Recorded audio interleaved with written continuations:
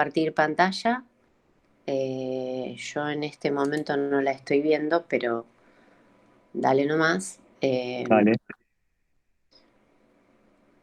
Yo mientras tanto me voy fijando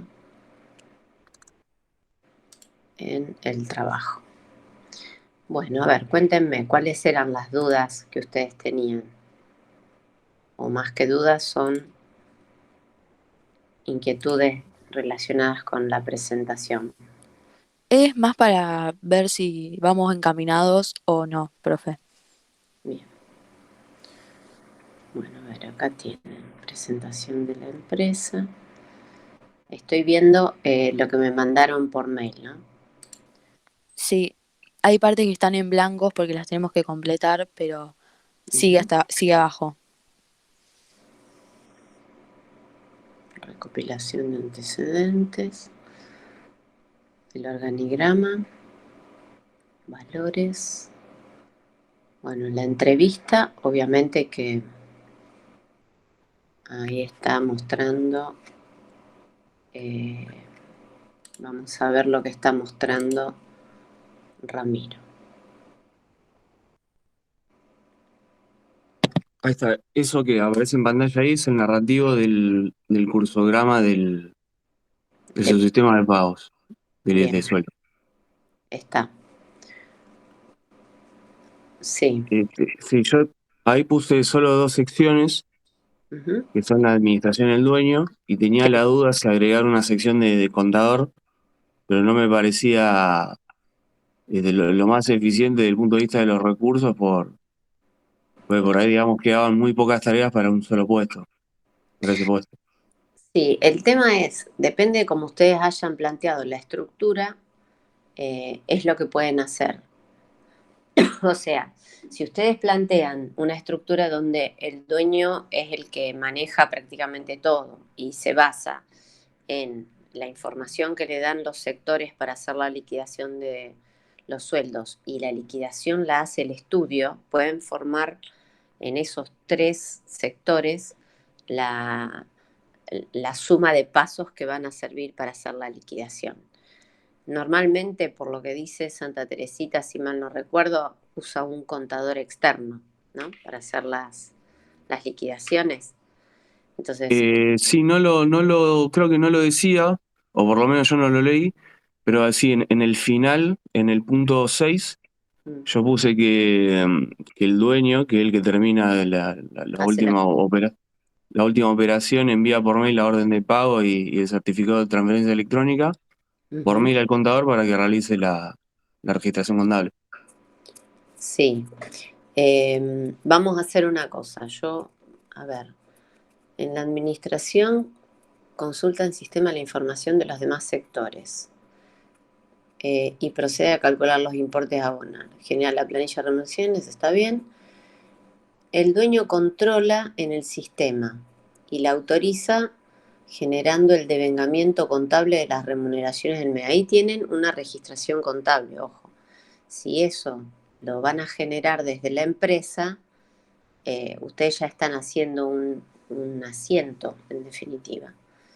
Lo que no sé es después eh, qué registración contable le van a hacer al contador. No está mal que se haga el devengamiento de los sueldos. El tema es cuál es el rol que cumple el contador externo. Es probable que el contador sea el que recibe esa planilla y controle y que el dueño lo que haga sea recibir el control del contador para poder hacer la transferencia. Me parece que la triangulación es al revés. Ah, claro. Y en caso, pero digamos, ese ejemplo que estás diciendo vos Sí, es con un contador, con un contador interno. no externo, Ah, justamente. Yo les cuento lo que hacemos en la empresa nuestra. Nosotros no hacemos la liquidación de sueldos, solo recabamos la información para transmitir al estudio contable, en este caso que hace las liquidaciones, las novedades de la quincena y las cosas raras. Por ejemplo, si hay una licencia por ahora con el tema de COVID, por aislamiento, o si alguien cumple años de antigüedad y hay que incorporarle un año más al cálculo, o si hubo alguien con un permiso por ART o alguien de vacaciones. Todas esas son las novedades que nosotros mandamos por mail al estudio y el estudio nos envía el libro de sueldos y jornales eh, que se hace electrónico, lo manda también por archivo. Y ese libro de sueldos y jornales es el que nosotros usamos para armar la planilla y transferir. Por lo tanto, se hace todo desde el estudio contable, o sea, el contador externo es el que recibe la información de la empresa, que en este caso sería Santa Teresita, y devuelve la liquidación. O sea que, en realidad, lo que hace administración es todo ese proceso que ustedes describieron, donde consulta en sistema, informa todo lo que sucede, pero no hace el cálculo de los importes, sino que eso lo hace el contador externo, que es el que genera la liquidación, y manda la planilla de remuneraciones a la empresa. Y allí el dueño controla y entra en el perfil de usuario para poder generar no el devengamiento, sino el pago. Lo que puede hacer cuando lo recibe es controlarlo previo al pago. Ustedes después ponen que la administración emite los recibos, eso sí puede hacerlo.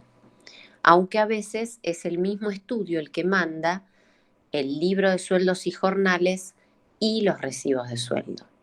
Por lo tanto, lo que hace la administración es probablemente, que eso el dueño no lo va a hacer, el dueño controla la planilla para ver que en forma global y genérica esté todo bien, y además para tomar nota de cuánta plata necesita para transferir, y la administración es probable que revise, comparando con las novedades que le mandó al estudio, si los recibos que le mandó el estudio o el contador externo coinciden con esas novedades, para que no haya errores. Claro, perfecto. Y ahí sí se emite la orden de pago, que es la que el dueño después manda al banco para que se transfieran a las cuentas sueldo. Si ustedes quieren, bueno, supongo yo que Eugenia, esto es lo que me mandó por mail, ¿verdad? Sí, profe, todo eso está. Bueno, si ustedes quieren, en base a esto que yo les comento, hagan los cambios que les parezca y mándenme el narrativo, que yo se los controlo, y si hay algo para corregir, se los corrijo para que después, en base a ese narrativo, hagan los gráficos. Recuerden que ustedes tienen que plantear las mejoras, o sea, ustedes pueden plantear lo que perciben que está haciendo la empresa, o bien diseñan directamente hacen el planteo ideal partiendo de la base de los controles internos que ustedes detectan que faltan. Eso no sé cómo lo plantearon, pero en cualquier caso pueden hacerlo también. Dale, profe, listo, yo lo Bien, bien. corregimos y te lo mando. Bárbaro. Bueno, Y profe, otra cosa, estamos casi seguros que se podía hacer un PowerPoint para presentar el día de la exposición, ¿no? sí, exactamente. Sí, Ah, bueno, listo. es aconsejable, salvo que quieran presentar el mismo trabajo que me mandan por mail, exponiéndolo para mostrarlo y poder seguir Claro, la presentación. Pero eso siempre es mejor un PowerPoint porque es mejor la exposición. Pero depende dale. de lo que ustedes decidan. Sí, dale, profe, perfecto, gracias. Bueno, nos vemos en la clase. Gracias. Hasta luego. Muchas Perfecto, gracias. profe. Adiós. Gracias.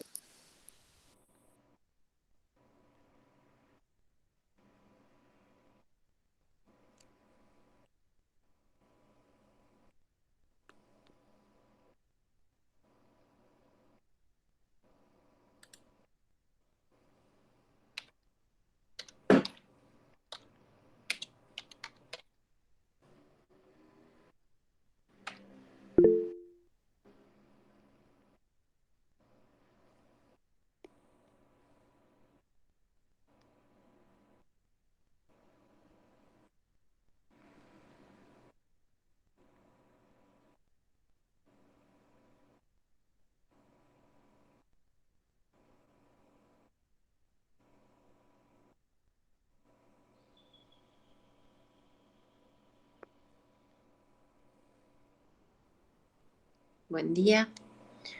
¿Cómo les va? Bueno, primero pido disculpas por el horario, pero les había mencionado que teníamos una reunión con un grupo y así fue. Hoy vamos a cerrar la parte teórica de la materia viendo la unidad 7. ¿Cómo está, Serena? Díganme si se escucha bien, si visualizan bien la pantalla.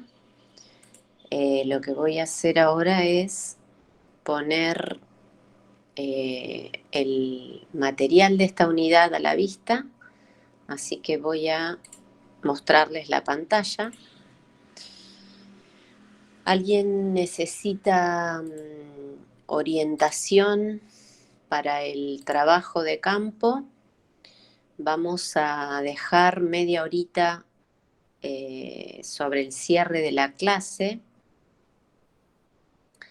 Acá me está mencionando Serena que tienen parcial de matemática. ¿Y en qué horario es, Serena, el parcial? ¿A la mañana? A ver. Profe, Sí. algunos lo tienen de 7 a 7:40 y otros de 8 a 8:40. Ah, o sea que tienen bastante salpicados los horarios. Debe ser mucha gente, ¿no? Es en el campus, ¿verdad? Bueno. En realidad no podemos hacer gran cosa en cuanto a la suspensión de la clase. Lo que sí podemos hacer es, en realidad el día martes, la idea era analizar toda la parte de ejercitación previa al inicio de las exposiciones grupales. Obviamente que los que rindan dentro de esos horarios, no sé cómo es la modalidad en la que plantean justamente el examen de matemáticas, si tienen que hacerlo en el campus y dura media hora como los nuestros, o si Sí, profe. tienen que esperar la devolución o hacen Claro, son el 40 examen. minutos. Está bien, ¿y termina inmediatamente o tienen que esperar algo? Termina y creo que nos dan la retroalimentación de si está bien o está mal, pero no te dan la nota. Pero bueno, uno especula con eso. Ahí está. Bueno, o sea que el martes, por lo que indicás, van a tener bastante deserción en la materia. Suele suceder esto. Bueno, el tema es el siguiente. Obviamente que yo no puedo modificar el programa que tenemos para ejecutarlo por exámenes de otras materias, porque ustedes entenderán que ya estamos sobre el cierre cuatrimestre. Lo que sí podemos hacer es, como entre las 7 y las 9, justo la materia, y ustedes van a tener en ese momento examen, lo que podemos hacer, si ustedes quieren, es en algún momento del día martes, ya que el jueves empiezan las exposiciones grupales, fijar un horario o el miércoles decir, bueno, entre las 7 y las 8 ponemos, no sé si les choca con alguna otra clase que tengan, podemos poner una especie de clase de consulta previa a las exposiciones grupales que puedan eventualmente, si alguien el martes no pudo asistir por el tema este del examen de matemática, cualquier duda que tengan, los veríamos allí. Obviamente también tenemos el mail, pero bueno, más que nada la clase del martes fundamentalmente apuntaba un poco a la práctica. Después vamos a tener, una vez que terminen las exposiciones grupales, vamos a tener una clase seguramente de consulta previa al integrador, pero tenemos todavía por delante un par de semanas. No sé si alguien tiene alguna duda o alguna inquietud relacionada con algún tema en particular. Por lo que ustedes me dicen, el martes no va a haber mucha gente. ¿Todos tienen que rendir esta materia de matemática o esta es para la gente de una parte? O sea, los que están cursando, no sé qué matemática es, de primero o de segundo año. Matemática 2 sería matemática para contadores y administradores. Está bien, o sea que es para todos los que están cursando segundo año. Claro. Bien, bueno. Sí, hagamos así. Yo en realidad no tengo inconveniente. Sé que muchos faltan a veces o cuando están por preparar materias para los turnos y demás. La idea es hoy terminar la teoría, porque la iba a terminar el día martes. Digo, no, mejor aseguro hoy y les mando ya el material para que lo tengan. El material de la teoría que vamos a ver en realidad no es difícil de interpretar. Díganme si ustedes pueden visualizar bien la pantalla. Yo la tengo un poco... Sí, profe, se ve re bien. un poco chica, pero lo que tenemos en la pantalla a la vista es, obviamente, el campus con la unidad 7, que es la unidad que vamos a ver hoy, que es metodología de cambio. Lo que ustedes están haciendo con el trabajo de campo tiene que ver con la aplicación de esta unidad, y que fue lo que muchos en realidad pudieron usar para contestar las preguntas del campus que en el examen no hubieran entrado, pero que muchos contestaron en forma correcta, basado justamente en que estaban analizando a través de esta metodología subsistemas que todavía no habíamos visto. ¿De qué se trata la metodología de cambio? Ahora que está tan de moda la palabra de salir de la zona de confort y demás, la metodología de cambio lo que pretende es enseñarnos herramientas para que podamos, a través de determinadas metodologías, efectuar cambios que, dependiendo de la profundidad que tengan, pueden aplicarse un tipo de metodología u otro. Nosotros tenemos más de una metodología. De hecho, ustedes en el capítulo 8 del libro de Gili van a encontrar el capítulo completo relacionado con metodologías.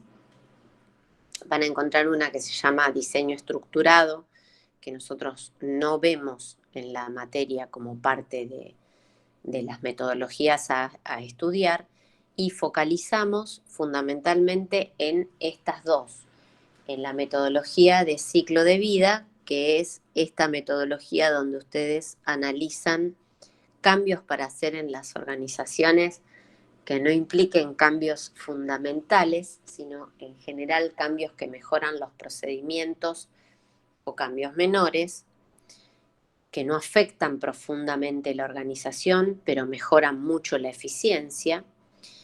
Y tenemos la otra metodología que sería algo así como el extremo opuesto a la metodología de ciclo de vida, que es la reingeniería, que se llama de esa manera porque subvierte todo lo que se hace en un momento dado en una organización, focaliza en los procedimientos y mejora espectacularmente los resultados que se obtenían hasta ese momento. Obviamente que, a juzgar por los resultados de cada una de las metodologías, la más completa es la reingeniería, pero también es la más difícil de aplicar y que lleve a resultados esperados. Obviamente es costosa. En ambos casos puede resultar, lo que ustedes están haciendo en el trabajo de campo es, en definitiva, un análisis de los procesos y los procedimientos, tanto operativos como administrativos, que se aplican en las dos empresas que fuimos asignando a los distintos grupos. Y lo que ustedes analizan es cómo se hacen las cosas y ver cómo se puede mejorar eso que se está haciendo. Por supuesto que analizan estructura, para ver cómo están armados los sectores.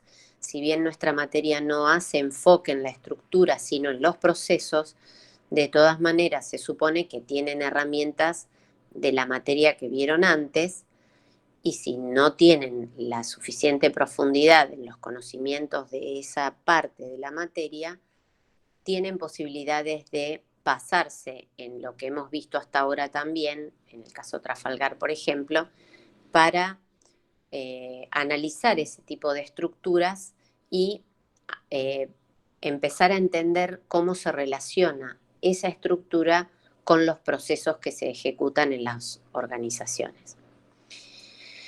El contenido de esta unidad tiene que ver con las metodologías de cambio, y lo que van a encontrar es, bueno, el libro de Gili, que es el que mencionábamos antes, en el capítulo 8, recuerden, como bien dice allí la indicación, que el punto 8.3 del libro no entra porque tiene que ver con diseño estructurado. Y lo que tenemos también aquí es una publicación de cátedra de reingeniería, justamente, de Rubén Rodríguez Garay, que en su momento escribió una especie de resumen de varios libros de reingeniería. Reingeniería tiene un libro principal, que es este que ustedes visualizan en la pantalla, el de Hammer y Ciampi, que es algo así como el de los fundadores de la reingeniería, los que generaron la idea y que la pusieron en práctica, obteniendo justamente esos resultados espectaculares. Por lo tanto, les aconsejo leer este apunte porque también resume parte del contenido que van a necesitar tener para saber sobre reingeniería. ¿Qué más tenemos en esta unidad? Tenemos la publicación de reingeniería, donde pueden encontrar no solo el libro de Hammer y Ciampi, sino también muchos ejemplos. El libro está escaneado, obviamente. Olvide lo que usted sabe sobre cómo debe funcionar una empresa, casi todo está errado. Es bastante marketinero, pero está piola en cuanto a que supuestamente está redactado de forma amena.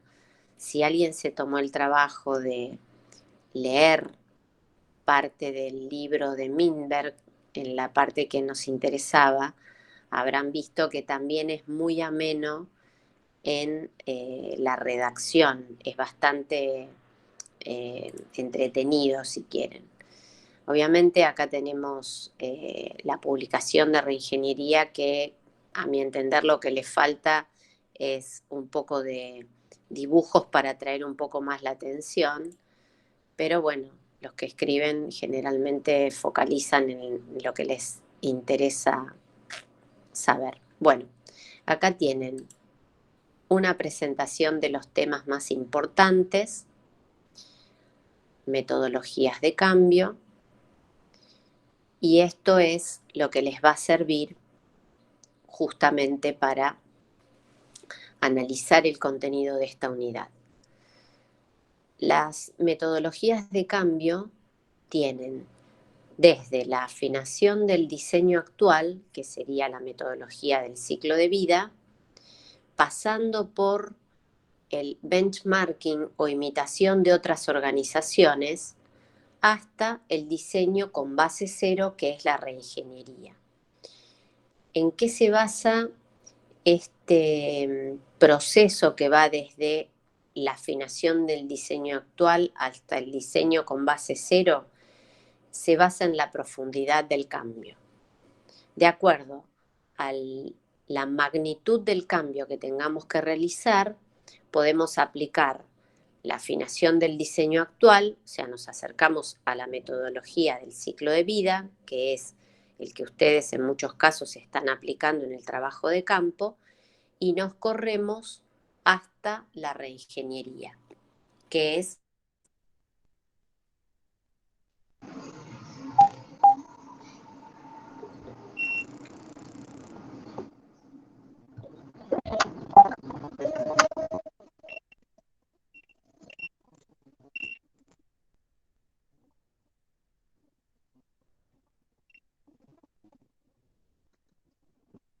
Profe, no se escucha.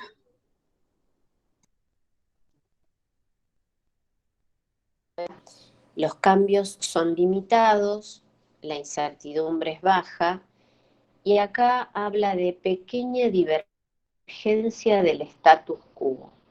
¿Qué es el status quo? Es el estado de situación actual de la organización.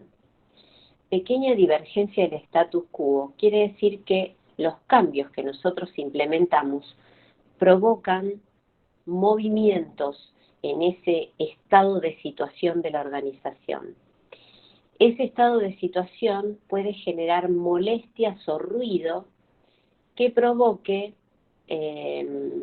podríamos decir, cortocircuito dentro de las estructuras de la organización y fundamentalmente entre la gente que está afectada por este cambio, por esta metodología. Recuerden que, como bien dicen muchas frases bastante archiconocidas hoy, lo único permanente es el cambio, pero es a lo que la gente más se resiste. Por eso, en el otro extremo, que es donde está la reingeniería, lo que tenemos es un cambio muy importante y eso genera mucha incertidumbre en la gente y una gran divergencia del statu quo. Quiere decir que están todos alborotados, todos revolucionados. Algo así como si yo les digo, bueno, el integrador cambia la modalidad y se hace en el campus, pero ustedes van a tener que entregar un examen y se lo vamos a corregir y vamos a devolver la nota por mail. Bueno, evidentemente, cuando uno cambia la modalidad en algo, lo que se mueven son las bases de la estructura de la persona y lógicamente lo único que uno apela a hacer es a resistir. El ejemplo que yo siempre les digo clásico para entender la diferencia entre el ciclo de vida y la reingeniería aplicable a justamente una empresa, una organización con o sin fines de lucro, es que la metodología de ciclo de vida aplica como cuando uno compra una casa y contrata un arquitecto para que rediseñe espacios sin modificar los sectores que tiene la casa. Entonces uno dice, bueno, vamos a cambiar el baño porque los artefactos son viejos, entonces cambiamos los cerámicos, cambiamos los artefactos, la grifería, le sacamos la bañera y ponemos una ducha con una mampara. Bueno, eso sería aplicar la metodología de ciclo de vida. A lo sumo podemos hacer algún cambio más importante cuando de 4 dormitorios hacemos 3 o hacemos de 2 dormitorios 1 y generamos un vestidor y un baño en suite para una habitación que no la tenía. Sigue siendo metodología de ciclo de vida. ¿Qué pasa con la reingeniería? En la reingeniería uno lo que hace es comprar la casa para tirarla abajo porque lo que quiere es el terreno y después construye algo que es completamente diferente a lo que existía hasta ese momento. Esa sería la diferencia entre metodología del ciclo de vida y reingeniería. En el caso de una organización, como los cambios en la reingeniería se aplican siempre sobre los procesos, y esto es un elemento fundamental que en el caso de los exámenes siempre genera molestias porque nos damos cuenta que no alcanzan a interpretar bien el tema o no lo estudian lo suficientemente bien. La reingeniería no aplica sobre la estructura, o sea, no cambia los departamentos de la organización. Puede que genere que algún departamento desaparezca o que aparezca la necesidad de generar algún tipo de línea staff de control, pero de ninguna manera va a tocar la estructura. Sobre lo que trabaja la reingeniería es sobre cambios en los procesos. Por lo tanto, tengan en cuenta esto. Ahora vamos a ver un resumen de cómo aplica la reingeniería. Lo que les voy a pedir es un minuto para buscar el cargador porque me doy cuenta que me estoy quedando casi sin batería y nos vamos a quedar sin sonido si esto se da. Aguárdenme un segundo, por favor.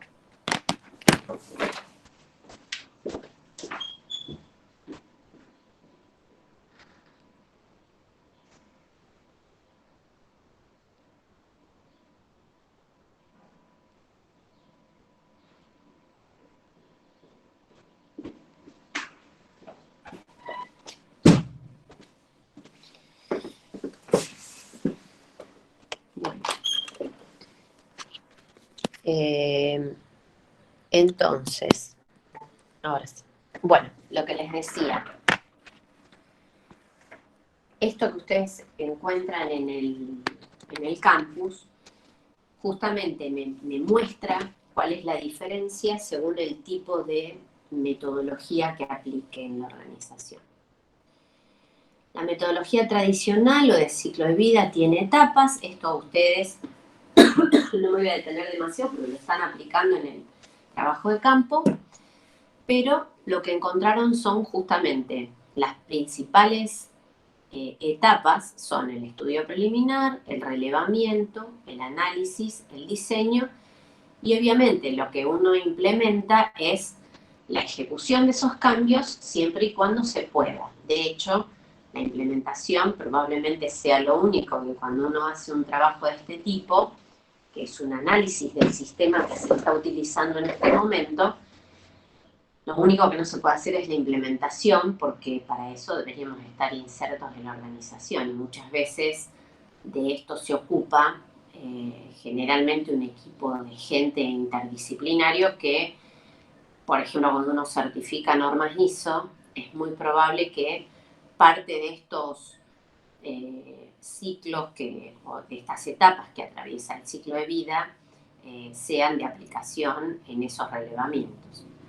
Entonces, esto que ustedes tienen acá, que es un cuadrito que muestra para cada etapa cuál es la actividad que se desarrolla y cuál es el resultado, tómenlo con cariño porque muchas veces parte de las preguntas de teoría que están en el campus y que pueden llegar a modificarse, tienen que ver con esto, que ustedes sepan que cuando se hace el estudio preliminar, donde ustedes analizan las características de la organización, planifican las tareas que tienen que realizar y definen qué es lo que van a modificar, el resultado de ese estudio preliminar es el plan de trabajo.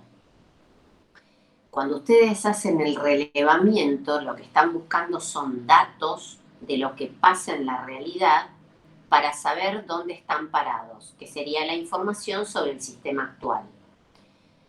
¿Y cómo se hace esto? Bueno, ahí tienen las herramientas que son la entrevista, la encuesta cuestionario, la observación directa y la revisión de documentación, que esto es parte de lo que ustedes estuvieron haciendo cuando desde los distintos grupos entraban en internet y buscaban cómo era la elaboración del hormigón, por ejemplo, o cómo se maneja Mercado Libre para el sistema de los pagos, o cómo hacen los que fabrican viandas. Bueno, todo eso que ustedes hicieron forma parte de la etapa de relevamiento, para ver cómo es el sistema actual y saber justamente dónde están parados. Lo que sigue es el análisis, que ya tiene que ver con analizar lo que vieron antes a través del relevamiento para justamente hacer lo que hace un médico, ¿no? Uno va al médico, le dice, mira, a mí me duele la vesícula, y el médico le dice, bueno, hacete análisis y hacete una ecografía, que sería buscar el relevamiento de información. Cuando uno obtiene ya esos resultados, se los lleva de nuevo y el médico, en base a los análisis y a la ecografía, puede emitir un diagnóstico. Si no le alcanza con eso, pedirá una resonancia magnética. Si nota algo raro, nos pedirá una biopsia o lo que sea. Pero bueno, recuerden que después del estudio preliminar y del relevamiento viene el análisis. El análisis me permite hacer un diagnóstico. ¿El diagnóstico puede estar errado? Sí. Si equivoca la línea de cambio, quien se ocupe de hacer justamente de aplicar esta metodología, puede errar el diagnóstico. Después del análisis con el diagnóstico, se viene el diseño. Y el diseño es parte de lo que ustedes proponen como cambio. El diseño tiene como actividad la muestra del diseño global y además el diseño en detalle. No se requiere diseñar toda la planificación de los sectores, sino el que uno nota que es el que necesita cambios. Bueno, y allí lo que tenemos es parte de lo que ustedes están haciendo. Modificar manuales de procedimiento, modificar la forma en que se hacen las cosas. Cuando ustedes arman un narrativo cambiando lo que ustedes vieron, es eso, es armar un manual de procedimientos nuevo con todo un circuito que cambia el proceso de lo que se venía haciendo para hacerlo de otra manera que es superadora. Y por último, lo que no se aplica en estos casos es la implementación de ese plan, precisamente porque no tenemos la chance, pero evidentemente si ustedes se dedican o se vuelven como contadores, se vuelven analistas de sistema, evidentemente lo que van a llevar a cabo para concretar como última etapa es la puesta en marcha de eso que estudiaron, que relevaron, que analizaron y que rediseñaron. Ustedes van a sacar conclusiones, obviamente, de esto que mencionábamos, y lo que van a encontrar también en la página es reingeniería. Esto nos da el concepto, que es lo que siempre pedimos muchas veces en los orales, es la revisión fundamental y el rediseño radical de procesos para alcanzar mejoras espectaculares en medidas críticas y contemporáneas de rendimiento, tales como costo, calidad, servicio y rapidez. Acá plantean los elementos claves. Son fundamentales los cambios radicales, quiere decir que van a la raíz del problema, son espectaculares en los resultados y modifican fundamentalmente los procesos. Para poder aplicar reingeniería, o para saber que estamos enfrentados a un problema de reingeniería, que sería romper y hacer de nuevo, lo que nos debemos preguntar es, ¿por qué hacemos lo que estamos haciendo y por qué lo hacemos de esta manera? Obviamente que muchas veces es difícil hacernos estas preguntas y contestarlas si estamos dentro de la organización, que es lo que a veces nos pasa cuando uno se plantea por qué nos va mal en una materia, y uno dice, yo estudio y sé todo, pero cada vez que voy a rendir me va mal. Entonces, ¿por qué hacemos lo que estamos haciendo y por qué lo hacemos de esta manera? ¿Hay formas en que se puedan hacer que cambien radicalmente de esta manera? Bueno, desde el planteo de cómo estudian, hay miles de formas de hacerlo diferente. Lo que pasa es que uno tiene la idea de que la única forma de hacerlo es esa, y bueno, evidentemente no nos estaría dando resultado. Volviendo a estos elementos claves, los cambios son fundamentales porque nos contestamos estas dos preguntas, o nos hacemos, mejor dicho, estas dos preguntas. Radical significa, esperen que me parecía que había alguien queriendo ingresar. Radical significa radix, o sea que va a la raíz del problema, no se detiene en cambios menores. Espectacular, o sea que los resultados tienen que ser superlativos, no tienen que ser resultados menores, y focaliza en los procesos. El proceso de negocios es un conjunto de actividades que recibe uno más insumo y crea un producto de valor para el cliente, y hay que pensar en función de las tareas, fragmentar el trabajo en sus componentes más simples y asignarlo a trabajadores especializados. Esto quiere decir que la reingeniería enfoca los procesos. ¿Por qué se hace reingeniería? Bueno, acá tenemos esto está todo extraído de Hammer y Ciampi, la teoría de las 3C, y habla de clientes, competencia y cambio. También si leen el apunte de Rubén van a ver que parte de esto está también como contenido de ese apunte. ¿Por qué podemos aplicar reingeniería? Porque nuestros clientes nos lo están demandando o están dejando de comprar nuestros productos o de pedir nuestros servicios. La competencia está haciendo algo que nosotros no podemos hacer o no sabemos o no queremos y le está yendo muy bien. Y por supuesto que el cambio es un gran generador de aplicación de reingeniería. La pandemia tiene como muestra sobrada que la empresa que se adaptó al cambio fue la que sobrevivió. ¿Quiénes hacen reingeniería? Normalmente las empresas en grave estado, no tenemos garantía de que salgan adelante, pero es un último intento. Las empresas que no están en graves dificultades, pero que la administración advierte que se vienen tiempos difíciles. Por ejemplo, si hay una empresa que para competir en el mercado tiene que tener certificados sus productos y actualmente todos sus competidores están en plan de certificaciones y nosotros nos quedamos haciendo la plancha, bueno, tenemos que ver eso para poder aplicar los cambios que sean necesarios antes que el agua nos llegue al cuello. Y también lo pueden hacer empresas que están en óptimas condiciones. Por lo tanto, se puede aplicar en cualquier caso.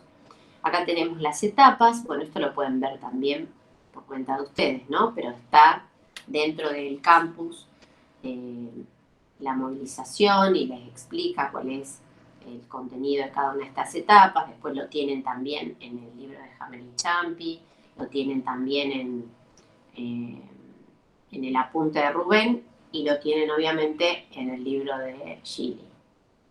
La identificación, que es la segunda etapa, la elección de los procesos, o sea que tenemos que saber cuál es el proceso en el que vamos a aplicar reingeniería. Es difícil aplicar reingeniería en todos los procesos, no funciona de esa manera, que es un error muy común cuando exponen en un oral. El diseño y la transformación. Una vez que se aprueban los diseños, obviamente hay que implementarlos. Y esto es la frase archiconocida de Albert Einstein: si buscas resultados distintos, no hagas siempre lo mismo. Y es de lo que se trata la reingeniería, es decir, trata de llegar a resultados espectaculares, pero por caminos diferentes. Tenemos también preguntas de autoevaluación en esta unidad, como en todas las otras. Supongo yo que muchos ya lo deben haber visto y que también tienen posibilidad de contestarlo para hacer una autoevaluación justamente de los conocimientos. Les quería mostrar algo del apunte de Rubén, bueno, en realidad lo tienen acá, pero yo se los voy a mostrar directamente el resumen para salir del campus. Acá tienen el apunte de Rubén Rodríguez Garay, tienen los conceptos principales, acá tienen el concepto de reingeniería desde enfoques de distintos autores, por qué se aplica reingeniería, y a lo que quiero llegar es acá tenemos, ¿es un tipo de cambio? Sí, es una forma diferente del cambio organizacional. ¿En qué es diferente el cambio? En 3 dimensiones. En la profundidad del cambio, que es el grado en que se afectan los procesos de la organización, o sea que el cambio que se aplique, por ejemplo, en un subsistema de ventas, es tan importante que casi nada de lo que se está haciendo ahora se va a replicar cuando esté aplicado el nuevo método. Entonces, esta que es la profundidad del cambio es uno de los mayores grados de diferencia entre la metodología de ciclo de vida y la reingeniería. En la metodología de ciclo de vida, la profundidad del cambio no es tanta, en la reingeniería es muy profundo el cambio. La rapidez del cambio, que es la duración del proceso de cambio. Cuando se aplica reingeniería, normalmente los cambios no son paulatinos y graduales, sino que son drásticos. Se cambia a partir del momento en que se implementa y el sistema que se aplicaba antes se borra de un plumazo y no existe más.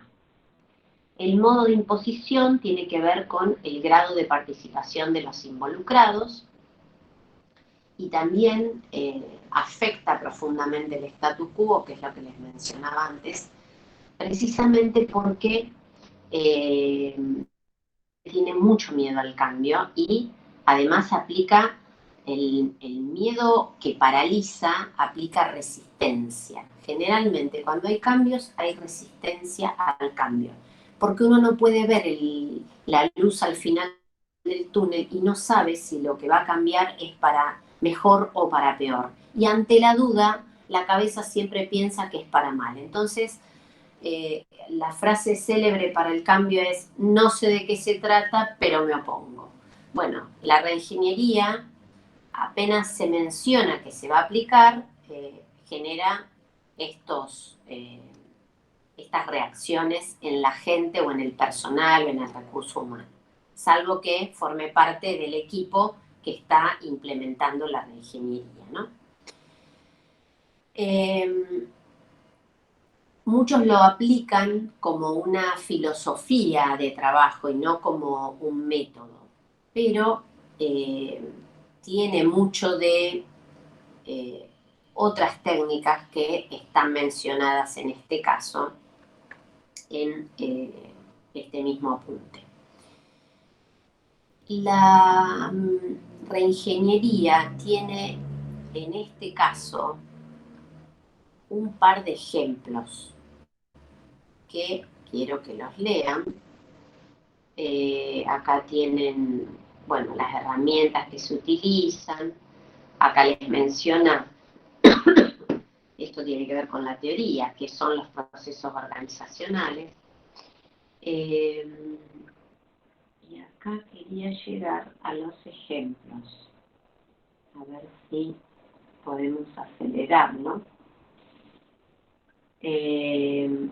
Bueno, la aplicación de la reingeniería ahora se hace en casi todo. Bueno, ¿qué ejemplos pueden darse de reingenierías exitosas? Y acá está también una muestra de por qué la reingeniería tiene muchos detractores. Fíjense este ejemplo. El rediseño del proceso de cuentas a pagar en la firma Ford empleaba a 500 personas para el seguimiento de las órdenes de compra y las facturas de proveedores, entre registros, conciliaciones y verificaciones. Se implementó un procedimiento sin factura, según el cual cuando Compras iniciaba una orden, ingresaba la información en una base de datos en línea sin enviar copias. Al llegar los productos comprados, se verificaba el documento de recepción con la orden pendiente, donde había código de producto, unidad de medida y código del proveedor. La conciliación era automática y el computador preparaba el cheque que cuentas a pagar enviaba al proveedor. No se esperaba la llegada de facturas de los proveedores. Como resultado, se redujo el personal a 100 personas, o sea, un 80% de reducción, y se simplificó el control de inventarios. Obviamente que cuando uno lo cuenta así parece como que fuera muy simple, pero esto llevó un proceso largo y además la reingeniería tiene como detractores a todos aquellos que dicen que la reingeniería lo único que hace es eliminar puestos de trabajo. Y la realidad es que si elimina puestos de trabajo es porque esos puestos de trabajo no eran necesarios. Por lo tanto, de lo que se empieza a ocupar también quienes quieran aplicar reingeniería es de ver qué hacen con la gente que sobre. si es que ese es el problema. Muchas veces no pasa por la gente, sino por la forma en que se hacen las cosas. Entonces, parte del chip que nosotros tenemos que cambiar cuando aplicamos metodología de ciclo de vida, por ejemplo, es algo que habitualmente hacen ustedes cuando hacen este trabajo, que es generar más puestos de trabajo. O sea, ustedes generan un departamento nuevo con más gente para que controle lo que ustedes están tratando de implementar, que no se hacía, por ejemplo, que es un control. Y lo que yo les propongo siempre es piensen como futuros contadores que se contratan desde una empresa para trabajar dentro o fuera, desde asesorando como línea staff, y pónganse en los zapatos del que maneja la empresa. Y piensen que hoy por hoy nadie quiere contratar gente y todos quieren que la gente que tiene trabajando sea eficiente. Por lo tanto, no busquen agregar gente, que es lo primero que le van a bochar como idea si ustedes trabajan en una organización, sino que apliquen la creatividad para, por ejemplo, generar capacitaciones, que es parte de lo que obviamente no se hace, generar conciencia en la gente de lo que se puede mejorar en la confección de los procesos o los procedimientos. Entonces, parte de esto que ustedes ven acá, de casos de reingeniería exitosa, tienen que ver con mucha gente que queda fuera del sistema y por lo tanto la reingeniería se ve como el malo de la película. Yo en realidad pido disculpas si afecto con esto a alguien, pero yo lo veo desde el punto de vista de la organización nuestra, o sea, de la facultad, y analizo la cantidad de gente que emplea la facultad y la universidad en general, y muchas veces me planteo qué pasa si nosotros aplicamos reingeniería en nuestras organizaciones. Y evidentemente el modelo deja fuera a muchas personas. Conozco muy de cerca algunas de las oficinas o departamentos que tienen justamente la universidad, y les aseguro que hay mucha gente que ocupa un lugar, pero que si nosotros le hacemos un buen análisis de puestos, nos vamos a dar cuenta que un poco lo que planteaba antes, la pregunta de por qué hacemos lo que hacemos, es necesario hacerlo de esa manera. Bueno, habría que ver cuál es el rol que cumple esa persona, cuál es la función que tiene asignada y si verdaderamente se justifica que nosotros con nuestros impuestos estemos sosteniendo un aparato que en realidad en ese puesto no genera ningún tipo de beneficio para la sociedad y de hecho lo único que hace es agregar burocracia. Bueno, es un desafío que podemos tener para, sin hacer lo que dicen que hace la reingeniería, que es sacarnos gente de encima, ver cómo hacemos para que esa persona se sienta útil, pase a ser parte verdadera de la organización y no una figura decorativa en una oficina.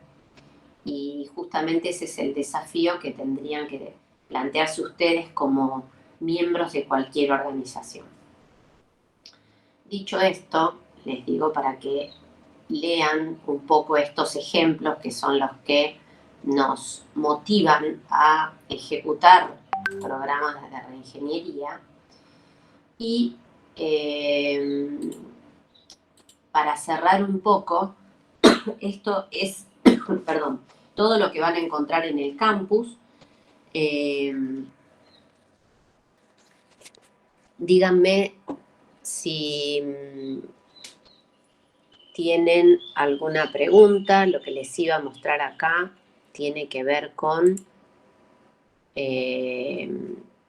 bueno, perdón, esto es lo que estuve revisando hoy. Vamos a ver esto que ustedes tienen acá en la pantalla. Es parecido a lo que tienen en el campus, nada más que agrega no sé si se visualiza bien, las metodologías. Bueno, acá tienen la metodología tradicional o de ciclo de vida, que va del estudio preliminar a la implementación, con las etapas que encuentran en el libro de Gili.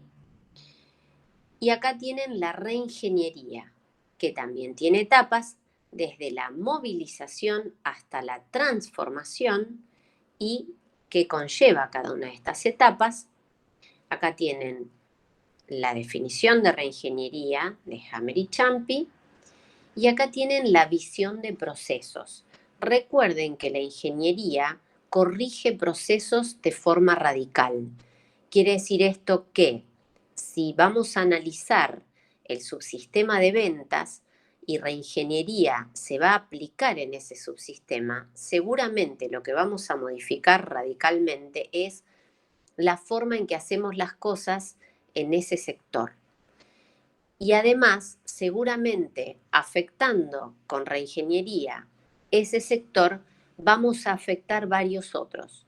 Por ejemplo, desde que se solicita un pedido por parte del cliente hasta que el pedido se despacha, si yo lo hacía de una manera y ahora lo hago de otra porque aplico reingeniería, seguramente se van a ver afectados no solo el sector de marketing, sino que también se va a ver afectado operaciones o producción, administración y finanzas, la parte de despacho. Por lo tanto, vamos a afectar a un montón de sectores porque el proceso que modifica atraviesa toda la estructura de la organización, que es lo que les muestra este gráfico. ¿Qué es la gestión por procesos? La gestión por procesos, obviamente, es un tipo de metodología que aplica y que también, por supuesto, tiene como fuente Hammer y Ciampi, que son los creadores de la reingeniería. El proceso es una serie de actividades que, tomadas conjuntamente, producen un resultado valioso para el cliente. Por ejemplo, desarrollar un nuevo producto. Entonces, la creación de valor, que es cuando nosotros generamos un valor diferente en nuestro producto para el cliente, que hace que el cliente compre nuestro producto y no el de la competencia, que es igual, pero que no le genera ese valor, tiene que ver con la forma en que nosotros hacemos las cosas. La cadena de valor del proveedor, con todo lo que nosotros hagamos, que en este caso es la compra, la producción y la venta, genera un valor para el cliente que también tiene cadena de valor para los que distribuyan nuestro producto. Por ejemplo, nosotros, desde el punto de vista de la fabricación, sabemos que tenemos competidores, ¿no?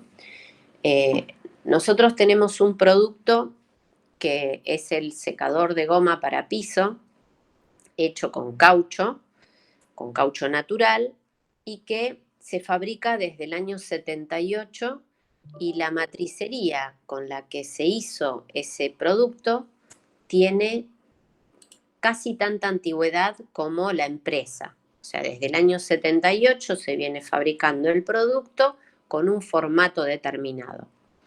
Los cambios que se hicieron en la matriz para hacer ese producto no fueron muy importantes a lo largo de la vida del producto y por lo tanto de la organización, porque el cliente siempre respetó esa idea, generando valor, de que nuestro producto tenía un formato muy bueno para la prestación que da en relación a la competencia.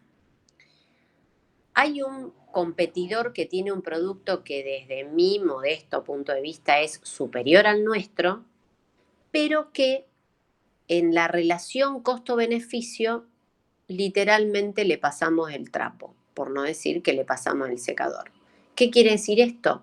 Que si yo tengo el producto, vamos a llamarlo A y B, yo fabrico el producto A y el producto A tiene un costo de 10. Mi competidor, que hace el producto B, tiene un producto superior al mío, pero el precio de él no es de 10, es de 20. O sea, al doble de precio no tiene doble calidad. Por lo tanto, nosotros vendemos 20 unidades y nuestro competidor vende 5. Esa es la relación porque agregamos valor para el cliente en calidad y además en precio. Generamos una cadena de valor que se sostiene gracias a que tenemos también alianzas estratégicas con los proveedores. Nosotros no cambiamos muchos proveedores y además respetamos mucho la cadena de valor generada con los distribuidores. O sea, nosotros tenemos precios diferenciales si vendemos a un mayorista o si vendemos en forma directa. Tratamos de no puentear al mayorista, o sea, uno no va a morder el talón del que nos da de comer. Esto quiere decir que si yo distribuyo, por ejemplo, en el NOA, en el noroeste argentino, a través de un plantel de 5 viajantes, y esos viajantes venden a mayoristas, supermercados, negocios pequeños, nosotros no podemos vender al mismo precio al mayorista que nos compra 300 cajas que al chino que lleva 20. Por lo tanto, ese diferencial en las listas de precio hacen que el distribuidor o el mayorista nos respete por justamente aplicar ese tipo de políticas. Nuestros competidores, y especialmente los acérrimos que pelean siempre en el precio, en el producto y demás, cuando empiezan a generar un chiquero, por decirlo de alguna manera, en la zona, es porque van con su producto a competir con nosotros y como no tienen reparos, venden a lo mejor al minorista al mismo precio que al mayorista. Entonces, con tal de vender y de destrozar a la competencia, empiezan a hacer desastre con los precios. ¿Y qué genera eso? Genera justamente una ruptura en la cadena de valor con los distribuidores y automáticamente genera el efecto adverso. Es decir, le van a empezar a vender a los pequeños y los mayoristas van a dejar de comprarles porque justamente el pequeño empieza a quedarse con esa porción de precio que antes tenía el mayorista. Entonces, el esfuerzo que va a tener que hacer nuestra competencia va a ser enorme porque ese mayorista, por esa política errónea, se vuelca a comprar a la competencia, es decir, nos compra a nosotros en lugar de comprarle al que antes le vendía, que ahora le vende al mismo precio a él que a sus clientes. ¿Y qué le va a pasar además? Que va a tener que, para obtener el mismo nivel de ventas, va a tener que hacer un esfuerzo mucho mayor porque va a tener que suplir esos mayoristas que a lo mejor representaban la compra de 10 minoristas, ahora va a tener que venderle al triple o cuádruple de gente para nivelar las ventas y además va a generar mucha impotencia y enojo en la cadena de distribuidores. Por lo tanto, eso de gestión por procesos es muy importante. Bueno, acá tenemos las 3 C que mencionábamos antes, de las causas por las que se aplican la reingeniería, y acá tenemos las consecuencias. Bueno, ¿qué pasa con la reingeniería y el control interno? Sabemos que requiere rediseñar el sistema de control interno, por lo tanto, vamos a tener que motivar, permitir autoevaluación, que esto es aplicar también en gran medida calidad total, medir el compromiso que tenga cada uno y saber que todo el equipo es parte del control. Por lo tanto, tenemos que no permitir ciertos errores, como por ejemplo pensar que la reingeniería se aplica en los niveles máximos de la organización y cuando baje la reingeniería la gente se va a involucrar. No, es al revés. La reingeniería se aplica en toda la organización, pero desde abajo hacia arriba. obviamente que la cabeza de la organización es la que decide aplicar los cambios. Estos son los errores más habituales cuando uno quiere hacer reingeniería. Conformarse con resultados poco importantes, limitar el alcance de la aplicación, la falta de recurso, abandonar el esfuerzo, aceptar la resistencia al cambio, o sea, decir, bueno, este no se quiere incorporar al equipo y no va a presentar ninguna mejora. Bueno, esa gente no se va a involucrar nunca y por lo tanto decimos, bueno, lo dejamos, total, no lo podemos echar, lo dejamos que quede ahí. Y en realidad lo que va a hacer es poner palos en la rueda para las mejoras o los cambios que nosotros querramos aplicar. Y acá tenemos la gestión de cambio. Tenemos por un lado la resistencia y como parte del equilibrio para poder aplicarla, el liderazgo fundamentalmente y junto con el liderazgo la capacitación, el compromiso, el involucramiento y la comunicación. Acá tenemos qué es la reingeniería, partir de un papel en blanco, generar mejoras espectaculares con orientación al cliente. Cuando hablamos de cliente tanto interno como externo. El cliente interno es la gente que está dentro de la organización y es a la que yo le prestaría, si quiero aplicar reingeniería, más atención. Y el cambio en los procesos. Por supuesto que va a impactar en las condiciones de trabajo, en la cultura, en la estructura, en el control interno y en los sistemas informáticos, pero parte de cambio en los procesos. Cuidado con esto. Cambiar en estos ítems, o sea, en las condiciones de trabajo, en la cultura, en la estructura, en el control interno y en los sistemas informáticos, sin cambiar los procesos, no es aplicar reingeniería. Bueno, esto que yo les estoy mostrando ahora, que es una mixtura entre lo que les mostré que habíamos puesto en el campus y esta filmina, es de Silvia.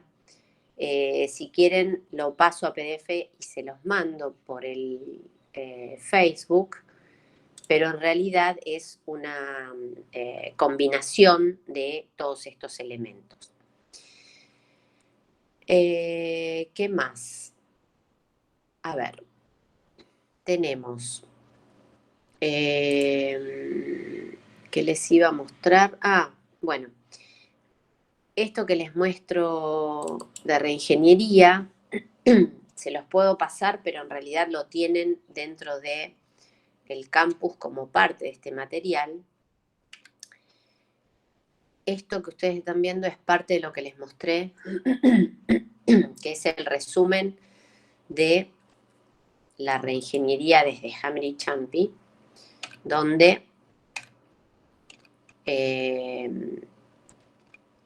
bueno, este en realidad es el resumen que yo había presentado para un concurso que tuvimos en la cátedra y en el que me fue bastante mal, dicho sea de paso. Pero bueno, este es el material que yo había preparado y que lo tienen en el campus, no tiene sentido que se los pase. Pero fundamentalmente esto, si buscas resultados distintos, no hagas siempre lo mismo. Y por último, les muestro que en realidad tiene que ver con la resistencia al cambio, y tiene que ver con una charla a la que asistí. Yo les comenté que estamos en un grupo de investigación dentro de la facultad que está relacionado con las neurociencias. Estamos tratando de aplicar cambios en las organizaciones a partir de la neurociencia. Y para esto empezamos a indagar en la teoría y llegamos a varios libros de Stanislaw Batrach, no sé si lo conocen o si sintieron hablar de él. De hecho, tiene varios TED que son muy entretenidos porque es muy didáctico. Es un biólogo que básicamente aplicó reingeniería a partir de la neurociencia en sí mismo. Estaba trabajando en Harvard, no me acuerdo si era en Harvard, pero en una universidad muy prestigiosa de Estados Unidos, en lo que él siempre había soñado. Él es biólogo y hacía investigación y además daba clases y había sido elegido durante 3 años consecutivos como el mejor docente por elección de los alumnos, y decidió, como él mismo dice, salir de su zona de confort porque había algo que le indicaba que tenía que cambiar. No sabía muy bien qué era, pero hasta su cuerpo se lo decía, y decidió volver a la Argentina, eh, y empezó a hablar de justamente esto que se tradujo en ya 3 libros. El primero se llama Ágilmente y empieza a contar cómo funciona el cerebro y cómo se puede hacer para mantener el cerebro activo y predispuesto al cambio. Empieza a trabajar en las organizaciones y es un eje fundamental para las mismas porque aplica todos los principios que él menciona, los lleva de la teoría a la práctica a través siempre de la mirada de la neurociencia, y lo que él dice es que cuando uno aplica un cambio en cualquier organización, el cambio empieza en la cabeza visible de la organización, pero en realidad el movimiento hacia el cambio se genera en las bases, o sea, en los niveles más bajos de la organización, que son los que ejecutan esos cambios. Por lo tanto, si esa gente no es la involucrada, va a ser muy difícil que esos cambios se puedan aplicar. Por otro lado, él lo que cuenta en una de sus charlas, bueno, esto que ustedes van a ver ahora es material que él entregó en una charla que dio acá en Rosario, pero él estuvo trabajando en Banco Galicia con la parte de recursos humanos y la verdad es que alcanzó mejoras notables en la organización, aplicando principios de la neurociencia, pero motivando mucho a la gente. Y lo que él mencionaba era que uno tiene que detectar cuál es el líder del cambio, o sea, quién se carga la mochila al hombro para el cambio y que hace que el resto lo siga. No necesariamente va a ser un gerente o un líder de equipo o alguien que ocupa un cargo jerárquico, sino que muchas veces el que presenta el cambio desde afuera, como en este caso él, que es un asesor de las organizaciones, se ocupa de detectar cuál es la persona indicada que, por la predisposición que manifiesta, es el ideal para llevar adelante el cambio. Lo que también menciona es que una vez detectado ese líder, hay que capacitarlo y es el que va a arrastrar al resto de la gente hacia el cambio. Y precisamente lo que él menciona es que el cambio es como un plato que gira, como los discos viejos, los discos de pasta, y que uno se sube a ese disco y empieza a bailar al ritmo del cambio, y sabe que en todas las organizaciones hay uno que es el que se sube por primera vez y cuando empieza a girar empieza a invitar al resto para que se suba porque se dan cuenta que el cambio es mejor que lo que hasta ese momento se venía haciendo, y que siempre va a haber gente que cuando la rueda empiece a girar más fuerte se caiga del cambio porque no lo comparte, porque no puede seguir el ritmo, y va a haber muchos que directamente no se suben a la rueda, por lo tanto quedan excluidos.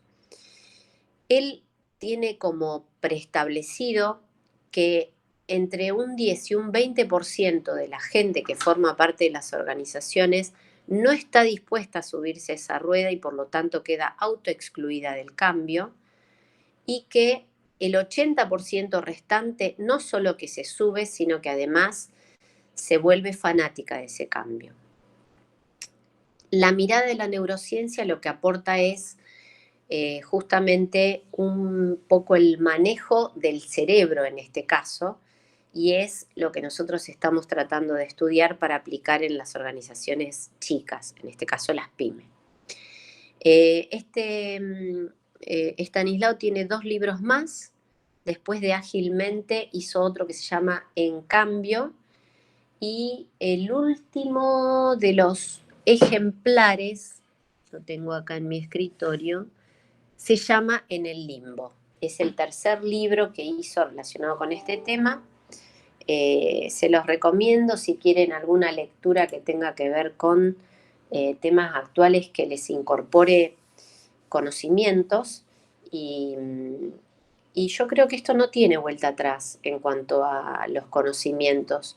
Es muy buena la mirada que él aplica, pero además es muy bueno el cambio que genera. Es una persona sumamente didáctica.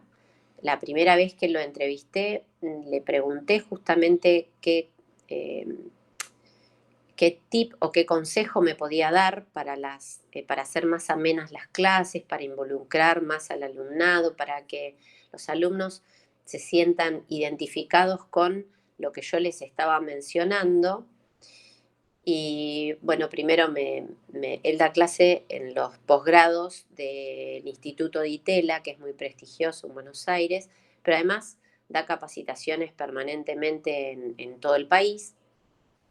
Además, preparó al equipo de River, o sea, él estuvo trabajando con el equipo que maneja recursos humanos, ¿no? En River Plate. Les pido disculpas, pero ando muy mal de la garganta. Y le fue muy bien trabajando sobre estos elementos de aplicación en los jugadores y en el cuerpo técnico. Evidentemente, les cambió el chip. Ustedes recuerden que River venía de estar en la B y sumó una seguidilla espectacular de éxitos, muchos de los cuales seguramente tengan que ver con esto, aunque no se lo mencione. Él lo comentó como al pasar, pero sí, estuvo trabajando y está trabajando con muchas organizaciones grandes precisamente en el tema de los cambios. Bueno, acá la aplicación de esta charla era cambio yo, mi equipo, mi organización.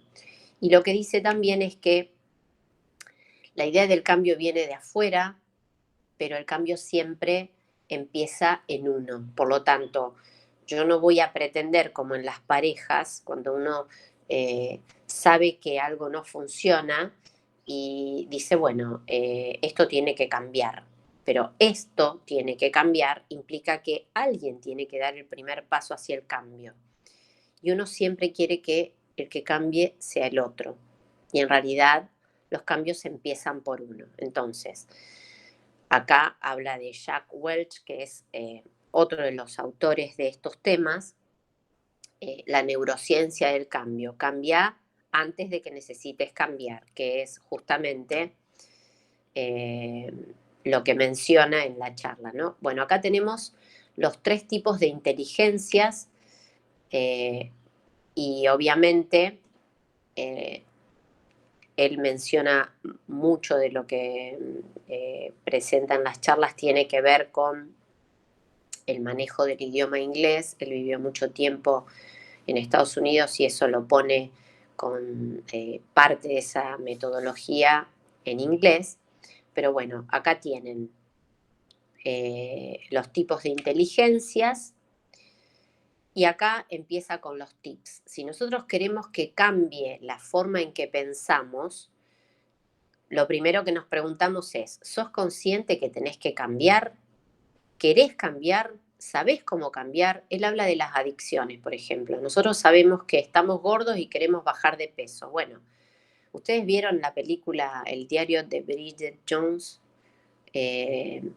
Donde la actriz quería bajar de peso y escribía en su diario que iba a bajar, no sé, 10 libras y cuando anotaba al mes decía, en lugar de bajar 10 libras, subí 15. Bueno, lo más difícil es cambiar y más difícil todavía es cambiar uno.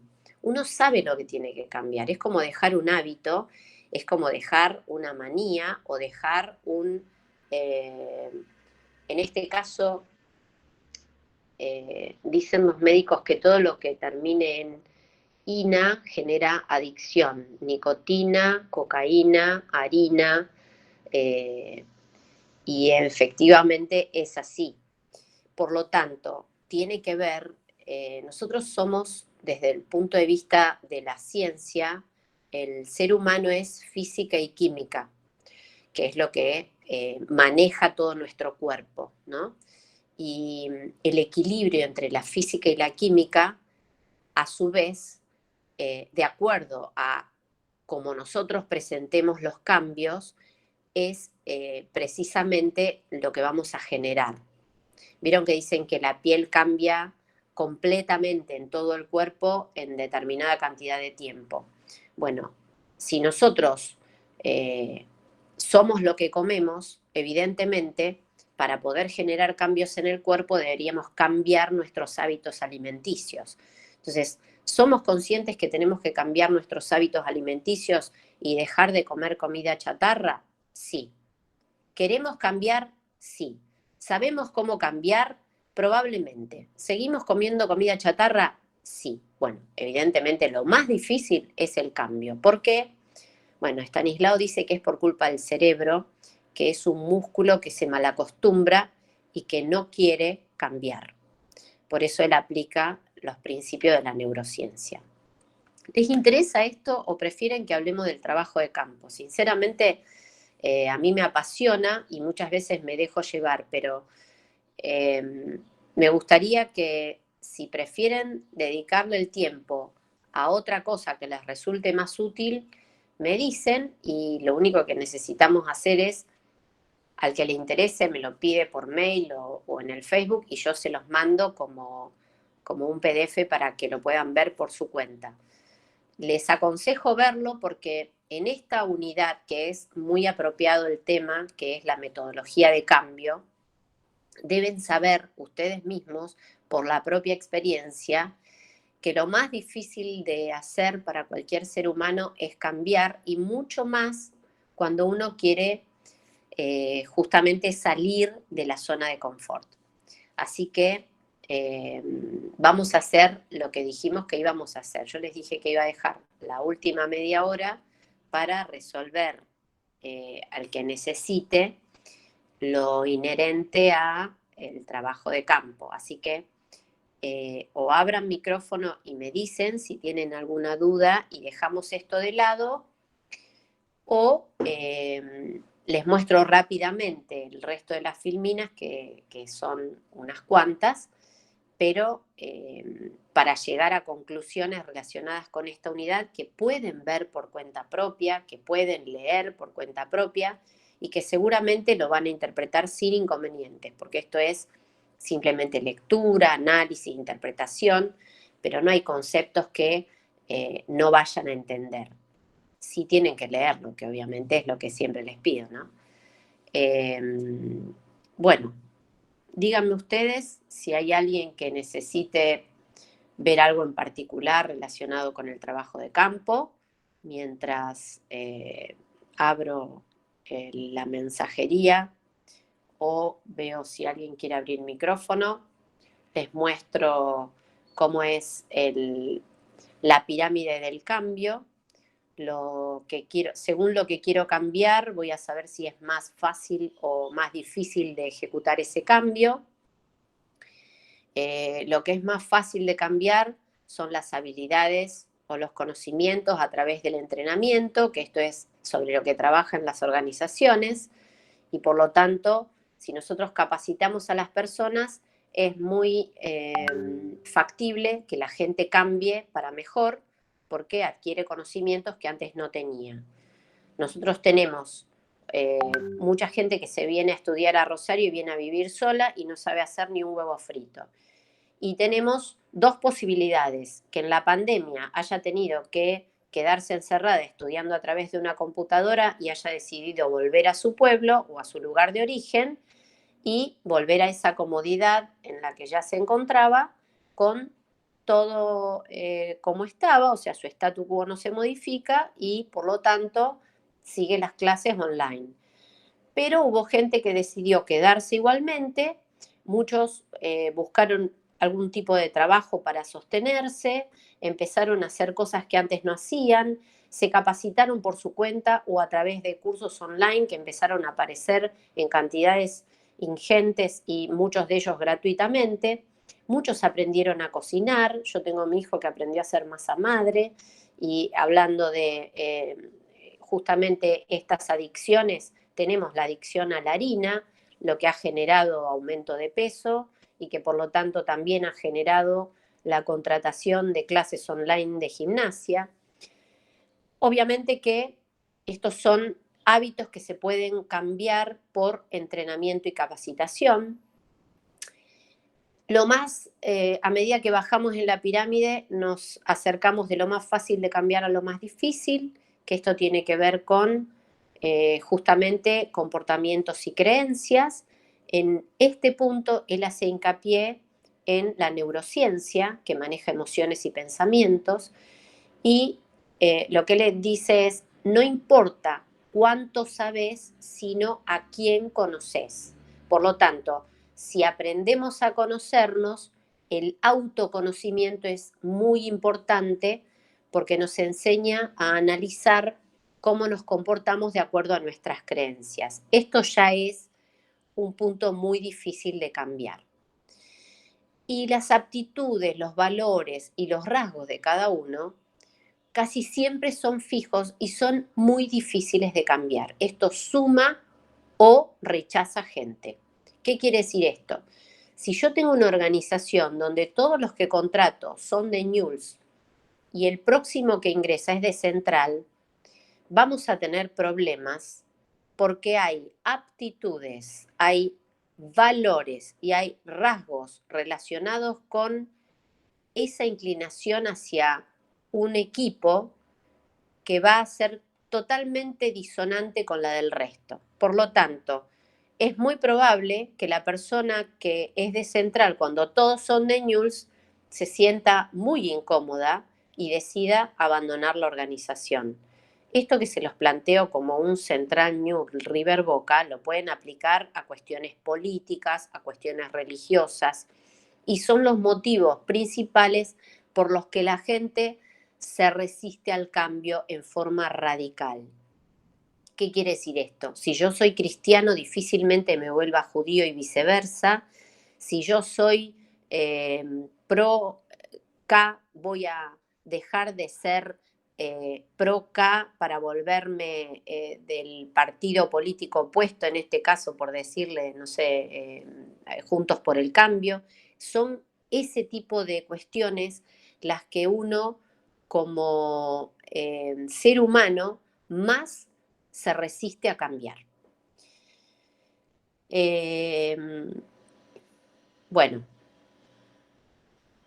me cansé.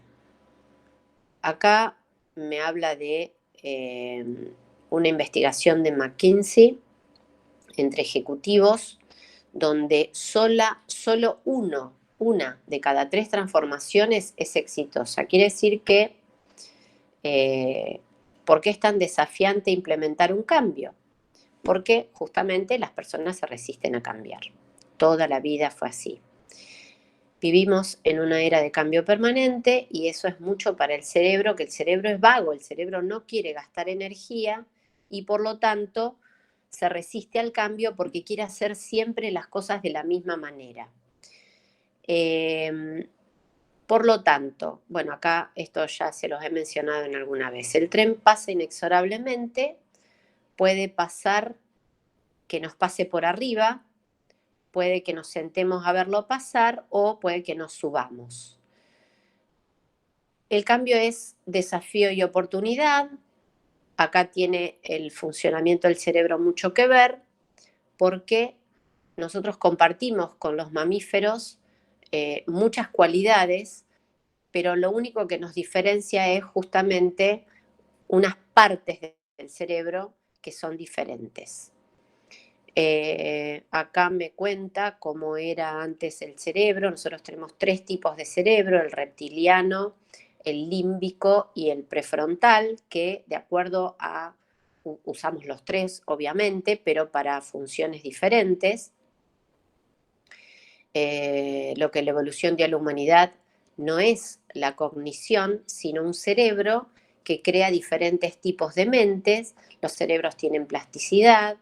Lo que nosotros hacemos es conectar neuronas a través de las sinapsis, que son las conexiones neuronales que se dan como corrientes eléctricas, y obviamente esto se configura de acuerdo al contexto cultural.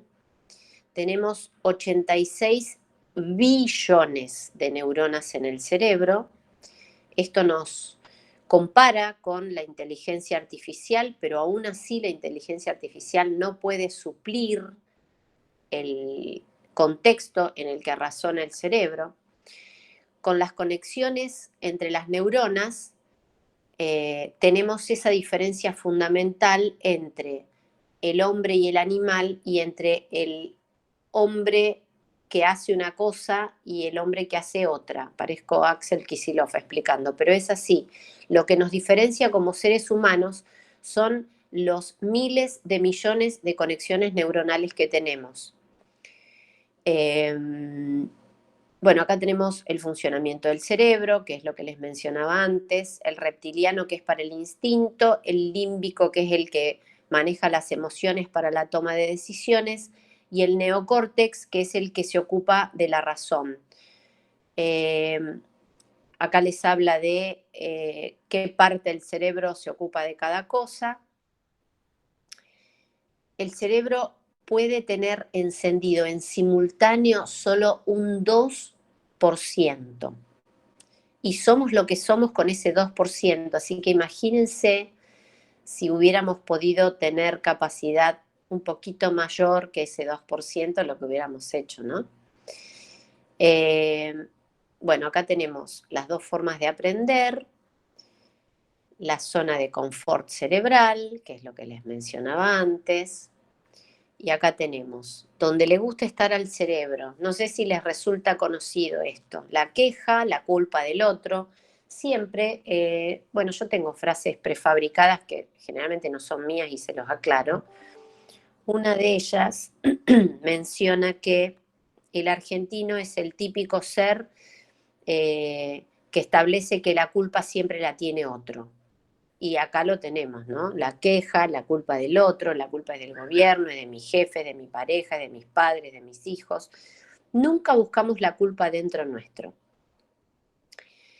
El cambio genera incertidumbre, obviamente, genera ansiedad, miedo. Ahora, estamos más cómodos con la certeza de que estamos mal que con el resultado del cambio que puede llevarnos a estar en un lugar mejor. ¿Por qué? Porque genera incertidumbre. Al cerebro no le importa si es verdadero o falso. Al cerebro le importa lo que cree. Por lo tanto, el origen de nuestras creencias tienen que ver con la forma en que nos criaron, las experiencias de vida que tuvimos y lo que nos preocupamos por aprender. Esto, que es el origen de nuestras creencias, es muy difícil de cambiar precisamente por estos tres elementos. Si nosotros incrementamos nuestros conocimientos, puede ser que cambiemos, pero tenemos hecha experiencia que nos deja en esa zona de confort, y ni les cuento con la crianza. Imagínense una persona que nace en India y está en India hasta los 30 años y después lo traen a vivir a Argentina. Bueno, yo siempre pienso en los chinos, por ejemplo, que vinieron a establecerse con los supermercados acá, y pienso que han hecho una plasticidad cerebral importante, porque adaptar las costumbres que se tienen en China a las costumbres que existen en Argentina es casi tan difícil como ser de Central y volverse de News, les aseguro. Yo conozco las costumbres chinas en una mínima parte, porque estuve varias veces en ferias internacionales que se hacen en Cantón, y les aseguro que las costumbres que ustedes ven acá son la antítesis y están en las antípodas de las nuestras. Por lo tanto, adaptarse a esas costumbres cuando uno pasa una semana es una cosa, porque sabe que vuelve a lo de uno, pero adaptarse cuando uno se transforma en una sociedad diferente es completamente distinto. Bueno, les muestro rápidamente cómo es esto, para que puedan aplicarlo, cómo funciona la mente. Bueno, todo esto que ustedes están viendo acá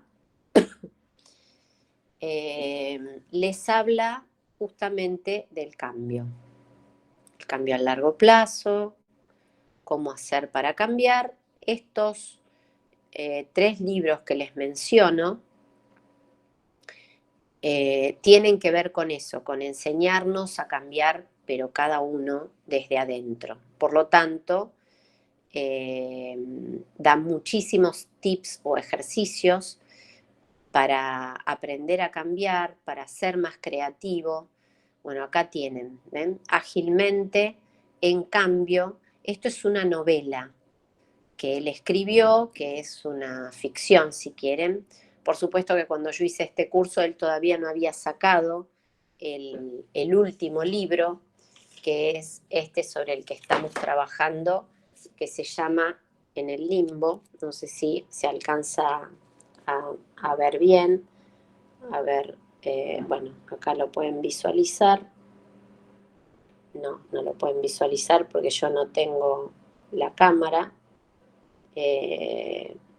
Bueno, en definitiva, esto que ustedes vieron acá es justamente el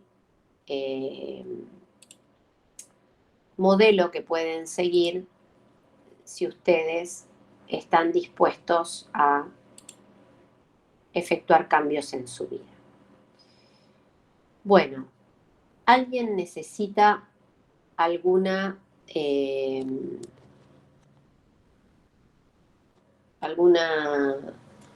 información respecto del trabajo de campo, lo que sea? Dejamos sí los últimos 10 minutos. Si alguien quiere abrir micrófono, obviamente. Necesitaría que me digan del Profe. material. Sí. Mi grupo, soy Sofía, el grupo mío le envió el trabajo, no sé si usted lo pudo llegar a leer. Mira, lo vi anoche, vi que había recibido el trabajo, lo Sí. abrí y estuve viendo en forma muy así por arriba la estructura, me pareció bien. Yo lo voy a revisar. Sí, Serena, también vi que enviaste. Lo voy a revisar y les voy a dar devolución, si puedo, esta misma semana, para que ya por lo menos, si hay algo que me parece que tienen que corregir, lo puedan ver. Ah, listo, profe. El martes, como hay varios que por lo que veo no van a poder estar, vamos a ver práctica, vamos a ver la herramienta del cursograma y el diagrama de bloque. Por lo tanto, lo que vamos a hacer es, el que quiera participar e interactuar con el trabajo de campo para ver si lo que hicieron está bien o mal, es justamente el día en que vamos a mostrar las herramientas del cursograma y el diagrama de bloque detallado. Así que me gustaría también que me cuenten si alguno encontró una herramienta superadora para hacer los gráficos, más allá de, en este caso, el Word o el Excel. Yo les mandé un par de links donde podían encontrar programas gratuitos para hacer gráficos. No sé si lo pudieron ver, están en el Facebook. Y bueno, para cerrar un poco este tema, lo que les voy a mandar para cerrar hoy, si a alguien le interesa esto que yo les mostré de Bachelor, se los mando. Si no, es un dato de color que les puede quedar en el Facebook, pero vieron que el saber no ocupa lugar, así que eso lo deciden ustedes. Tienen toda la información relacionada con la metodología de cambio y con precisamente esta unidad, así que el resumen de la unidad les diría que técnicamente lo van a encontrar justamente en el campus. Les voy a mandar, sí, para que puedan resumir en cierta forma la unidad 7, ese PowerPoint en PDF de Silvia, que incluye el concepto de las metodologías y un resumen de los pasos que comprende cada una. Y bueno, no sé si tienen alguna pregunta. A ver, ya que estamos, les cuento cuáles son los trabajos que tengo disponibles. Yo no estoy presentando pantalla ahora, así que si ustedes ven a alguien que haga preguntas o cosas por el estilo, esperen que voy a abrir la mensajería. Les digo, tengo como trabajos, ¿no? Tengo recibidos. Bueno, el de Eugenia Ramírez, que esta mañana estuvimos reunidos con el grupo. Tengo el de Serena, de Zumbila, que también me mandó el trabajo. Y tengo el de Sofía. Sofía, a ver, déjame analizar. Vos me habías mandado el trabajo. Lo que tengo que ver es, me parece que lo había dejado por acá. Vos me lo mandaste por mail. Sí, profe, se lo mandé por mail en formato PDF. En PDF. Bien. ¿Cuándo lo mandaste? Antes de ayer, usted me contestó que yo lo había recibido. A la noche se lo mandé. Sí, recuerdo haberlo visto. Lo que no veo ahora es por qué no está en la bandeja de entrada, porque decidí que hasta que no me manden el definitivo no lo saco de la bandeja de entrada, justamente para guardar exclusivamente el que corresponde al trabajo final. A ver, yo te dije que lo había recibido. Haceme un favor, Sofía, mándamelo de nuevo, porque no lo Bueno, estoy... profe. Así me queda en la bandeja de entrada. Seguramente Listo. ya lo guardé y no debería haberlo hecho, porque estoy Listo. viendo acá que tengo estos tres. Bueno, repasando un poco en relación a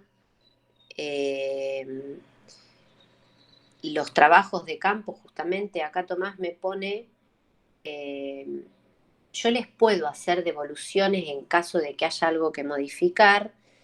Por supuesto que el plazo que tienen para mandarlo es, les diría, esta semana hasta el fin de semana. ¿Por qué? Porque nosotros a partir de la semana que viene, que empezamos las exposiciones grupales, en realidad todo el que quiera se puede conectar. Sí, el 17 es la fecha de entrega, pero si ustedes quieren mandarme el trabajo como hacen muchos para que yo lo revise y si hay algo que modificar les devuelvan la corrección, también pueden hacerlo. De hecho, los que me mandan el trabajo, yo le pego una controlada en líneas generales y le devuelvo si veo algo que tienen que sí o sí modificar para que el trabajo quede mejor. Pero lo que les aclaro es que a partir del jueves que viene vamos a empezar con las exposiciones grupales. Yo mando el link como siempre, pero no tienen obligación de asistir los grupos que no expongan. Por lo tanto, en realidad, yo admito a todo el que quiera escuchar, sobre todo porque muchos van a querer ver cómo son las preguntas o cómo es la exposición grupal en sí, pero tengan en cuenta que los que expongan tienen que abrir pantalla y mostrarse, por lo tanto tienen que tener disponible la cámara, que van a necesitar micrófono obviamente. ¿Qué más? Que el que no quiera participar, si no es parte del grupo que tiene que exponer, no está obligado a hacerlo. Por lo tanto, técnicamente el día martes es la última clase del cuatrimestre donde todos podemos participar sin ningún tipo de limitación. A partir del jueves empezamos con las exposiciones grupales y ya merma mucho la cantidad de participantes porque focaliza en los que tengan que exponer, inclusive yo les doy 3 grupos por día y tienen horarios, lo que significa que el grupo que expone a las 7, cuando termina de exponer, si quiere, se puede ir de la reunión y no tiene obligación de quedarse hasta las 9. Recuerden que la devolución de las notas, tanto del trabajo de campo como de la exposición individual, las hago cuando terminan todos los grupos, y que también antes del integrador seguramente vamos a dar una clase de consulta que es difícil que podamos hacerla en los horarios de clase porque ya se nos complican las fechas, pero generalmente ponemos una clase para que todos puedan hacer las consultas que necesiten. Obviamente tienen también el mail, tienen la mensajería del campus, pero si alguien necesita algo en particular, sobre todo algunos que están cursando pero que van a rendir libres, también tienen esas vías de comunicación, además de las clases de consulta. Bueno, no sé si necesitan alguna otra cosa. Es el primer día que vamos a terminar a las 9 en punto, me parece. Bueno, cualquier otra duda, me avisan, a ver si tengo para recibir. Por favor, asegúrense que tengan buena conectividad, que es uno de los problemas que tenemos, sobre todo cuando tenemos exámenes en el campus, que vieron que siempre hay algún lugar a donde se corta la luz y demás. Bueno, quedamos así entonces. Hasta ahora tengo, para concretar, el trabajo práctico enviado para controlar de Serena, que es el trabajo que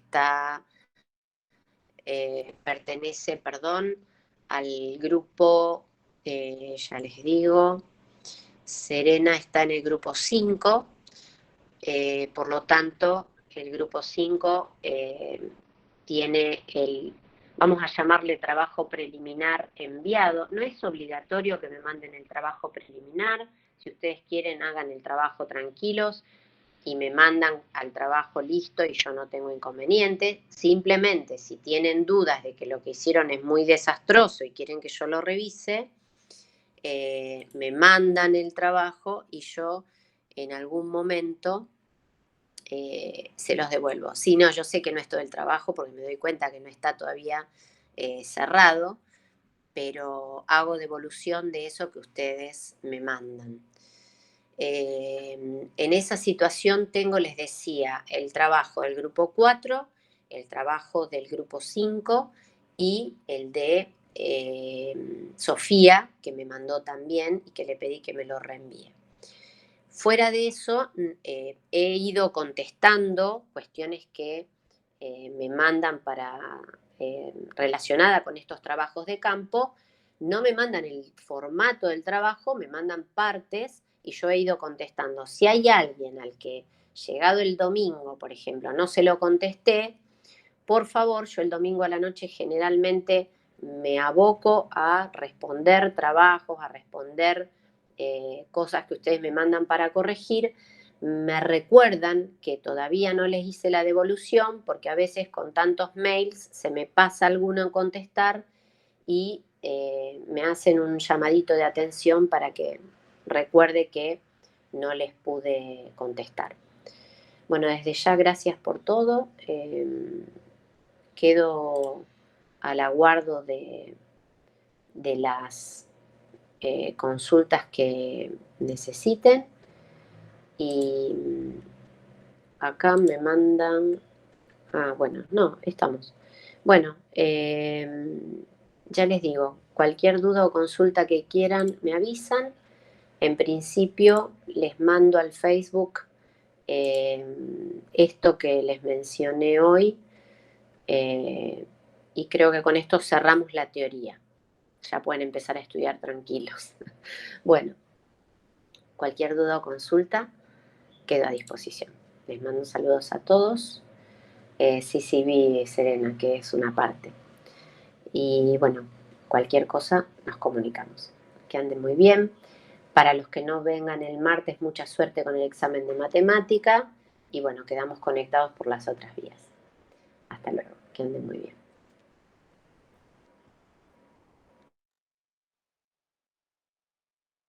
Chao, profe.